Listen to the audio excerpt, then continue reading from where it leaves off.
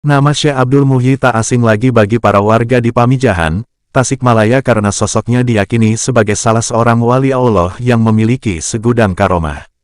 Ayahnya, Sembah Lebe Artakusumah, adalah keturunan Raja Galuh Pajajaran. Abdul Muhyi lahir di Mataram sekitar 1650 Masehi atau 1071 Hijriah dan dibesarkan oleh orang tuanya di kota Gresik. Dia selalu mendapat pendidikan agama baik dari orang tua maupun dari ulama-ulama sekitar Gresik. Saat berusia 19 tahun dia pergi ke Aceh untuk berguru kepada Syekh Abdul Rauf Singkil bin Abdul Jabbar selama 8 tahun. Pada usia 27 tahun dia beserta teman sepondok dibawa oleh gurunya ke Baghdad untuk berziarah ke makam Syekh Abdul Qadir Al-Jailani dan bermukim di sana selama 2 tahun. Setelah itu diajak oleh Syekh Abdul Rauf ke Makkah untuk menunaikan ibadah haji. Ketika sampai di Baitullah, Syekh Abdul Rauf mendapat ilham kalau di antara santrinya akan ada yang mendapat pangkat kewalian. Dalam ilham itu dinyatakan, apabila sudah tampak tanda-tanda maka Syekh Abdul Rauf harus menyuruh santrinya pulang dan mencari gua di Jawa bagian barat untuk bermukim di sana. Suatu saat sekitar waktu asyar di Masjidil Haram tiba-tiba ada cahaya yang langsung menuju Abdul Muhyi dan hal itu diketahui oleh gurunya Syekh Abdul Rauf sebagai tanda-tanda tersebut. Setelah itu, Syekh Abdul Rauf menyuruh pulang Abdul Muhyi ke Gresik untuk minta restu dari kedua orang tua karena telah diberi tugas oleh gurunya untuk mencari gua dan harus menetap di salah satu daerah di Jawa Barat. Sebelum berangkat mencari gua, Abdul Muhyi dinikahkan oleh orang tuanya dengan Ayu Bakta Putri dari Sembah Dalem Sacaparana Putra Dalem Sawidak atau Raden Tumenggung Wiradadaha III. Tak lama setelah pernikahan, dia bersama istrinya berangkat ke arah barat dan sampailah di daerah yang bernama Dharma Kuningan. Atas permintaan penduduk setempat Abdul Muhyi menetap di Dharma Kuningan selama 7 tahun. Kabar tentang menetapnya Abdul Muhyi di Dharma Kuningan terdengar oleh orang tuanya, maka mereka menyusul dan ikut menetap di sana. Di samping untuk membina penduduk, dia juga berusaha untuk mencari gua yang diperintahkan oleh gurunya, dengan mencoba beberapa kali menanam padi, ternyata gagal karena hasilnya melimpah. Sedang harapan dia sesuai isyarat tentang keberadaan gua yang diberikan oleh Syekh Abdul Rauf adalah apabila di tempat itu ditanam padi maka hasilnya tetap sebenih artinya tidak menambah penghasilan maka di sanalah gua itu berada. Karena tidak menemukan gua yang dicari, akhirnya Syekh Abdul Muhyi bersama keluarga berpamitan kepada penduduk desa untuk melanjutkan perjalanan mencari gua. Setelah menempuh perjalanan yang cukup panjang, sampailah di daerah Pamengpek, Garut Selatan. Di sini dia bermukim selama 1 tahun untuk menyebarkan agama Islam secara hati-hati mengingat penduduk setempat waktu itu masih beragama Hindu. Setahun kemudian, ayahanda, Sembah Lebe Artakusumah, meninggal dan dimakamkan di kampung Dukuh di tepi Kali Cikaengan. Beberapa hari seusai pemakaman ayahandanya, dia melanjutkan perjalanan mencari gua dan sempat bermukim di Batuwangi. Perjalanan dilanjutkan dari Batuwangi hingga sampai di Lebak Siu dan bermukim di sana selama 4 tahun, tahun 1686 sampai tahun 1690 m. Walaupun di Lebak Siu tidak menemukan gua yang dicari, dia tidak putus asa dan melangkahkan kakinya ke sebelah timur dari Lebak Siu yaitu di atas Gunung Kampung Cilumbu. Akhirnya dia turun ke lembah sambil bertafakur melihat indahnya pemandangan sambil mencoba menanam padi. Bila senja tiba, dia kembali ke Lebak Siu menjumpai keluarganya, karena jarak dari tempat ini tidak begitu jauh, sekitar 6 km. Suasana di pegunungan tersebut sering membawa perasaan tenang, maka gunung tersebut diberi nama Gunung Mujarot yang berarti gunung untuk menenangkan hati.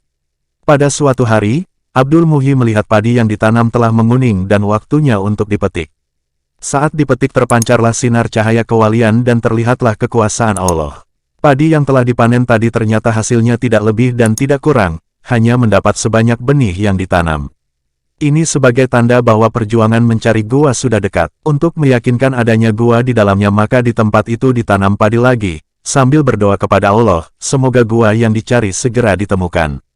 Maka dengan kekuasaan Allah, padi yang ditanam tadi segera tumbuh dan waktu itu juga berbuah dan menguning, lalu dipetik dan hasilnya ternyata sama, sebagaimana hasil panen yang pertama. Di sanalah dia yakin bahwa di dalam gunung itu adanya gua. Sewaktu Abdul Muhyi berjalan ke arah timur, terdengarlah suara air terjun dan kicauan burung yang keluar dari dalam lubang. Dilihatnya lubang besar itu, di mana keadaannya sama dengan gua yang digambarkan oleh gurunya. Seketika kedua tangannya diangkat, memuji kebesaran Allah. Telah ditemukan gua bersejarah, di mana di tempat ini dahulu Syekh Abdul Qadir Al-Jailani menerima ijazah ilmu agama dari gurunya yang bernama Imam Sanusi. Gua yang sekarang dikenal dengan nama Gua Pamijahan diyakini adalah warisan dari Syekh Abdul Qadir Al-Jailani yang hidup kurang lebih 200 tahun sebelum Abdul Muhyi. Gua ini terletak di antara kaki Gunung Mujarot. Sejak gua ditemukan, Abdul Muhyi bersama keluarga beserta santri-santrinya bermukim di sana. Di samping mendidik santrinya dengan ilmu agama, dia juga menempuh jalan tarekat. Di dalam Gua Pamijahan ada kopiah haji, yaitu lekukan-lekukan bulat atap gua yang menyerupai peci. Konon jika ada yang pas saat berdiri, insya Allah akan bisa naik haji. Ada juga lubang-lubang seperti mulut gua yang dikisahkan menjadi jalan tembus menuju Banten, Cirebon, sampai Makkah. Wallahu a'lam bishawab. Sekian lama mendidik santrinya di dalam gua, kemudian Syekh Abdul Muhyi mulailah menyebarkan agama Islam di perkampungan penduduk.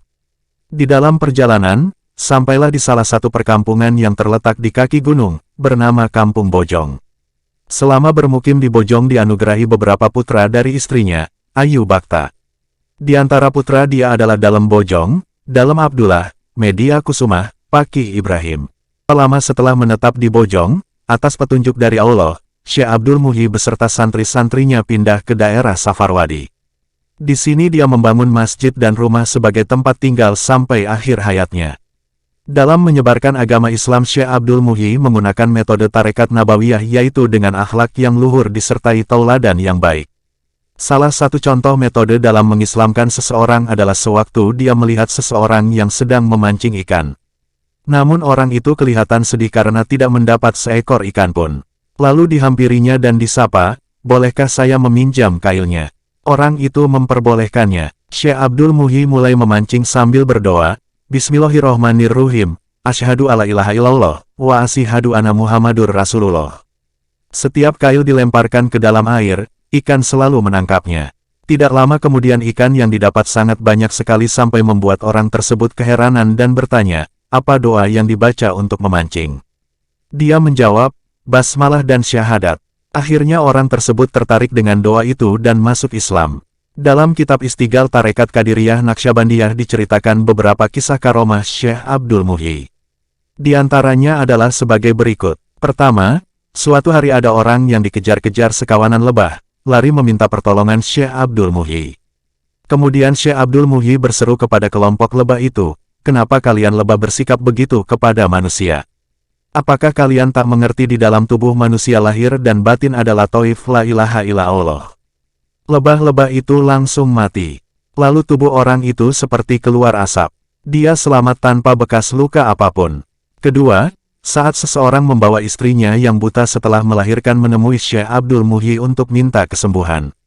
Oleh Syekh Abdul Muhyi mereka diajak zikir, membaca kalimat tahlil la ilaha illallah sebanyak 165 kali di masjid. Tak berapa lama wanita yang buta itu pun sembuh. Ketiga, di waktu yang lain seseorang membawa anak yang terkena stroke, tubuhnya mati separuh untuk menemui Syekh Abdul Muhyi. Kemudian diajak oleh Syekh Abdul Muhyi berzikir kalimat tahlil sebanyak 165 kali. Akhirnya setelah itu anak yang stroke tadi sembuh total. Keempat, ketika ada orang yang tidak bisa tidur selama 11 hari dan minta tolong kepada Syekh Abdul Muhyi. Orang itu juga diajak berzikir sebanyak 165 kali dan lagi-lagi orang tadi akhirnya bisa tidur. Kelima, Syekh Abdul Muhyi juga menolong orang lewat karomahnya untuk memperbanyak hasil panen dan ternak kerbau. Keenam, Syekh Abdul Muhyi juga dikenal kesaktiannya. Beliau mengalahkan 2 tukang sihir sakti, dan kemudian 2 penyihir itu menjadi murid-muridnya. Di samping ahli dalam ilmu agama, Syekh Abdul Muhyi juga ahli dalam ilmu kedokteran, ilmu hisab, ilmu pertanian dan juga ahli seni baca Al-Quran. Maka pada saat itu banyak para wali yang datang ke Pamijahan untuk berdialog masalah agama seperti waliullah dari Banten Syekh Maulana Mansur, putra Sultan Abdul Patah Ageng Tirtayasa keturunan Sultan Hasanuddin bin Sunan Gunung Jati, juga Syekh Jafar Sodik yang makamnya di Cibiuk, Limbangan, Garut.